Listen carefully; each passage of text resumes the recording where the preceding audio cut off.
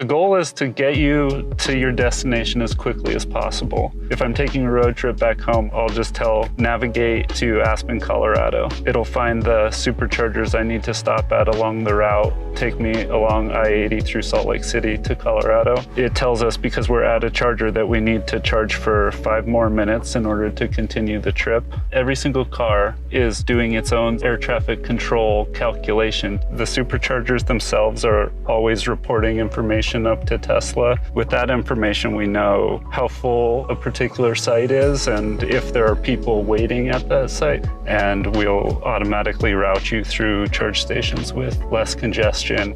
Once the car knows the route, the car UI knows all the information about the route, the initial battery pack temperature, forecasted wind, speed, and direction, so that we can more accurately predict your energy consumption. And what the algorithm behind the scenes is doing is telling you to arrive at fairly low state of charge and then charge just enough to get to the next charger that it's selected. With Trip Planner, we've solved range anxiety.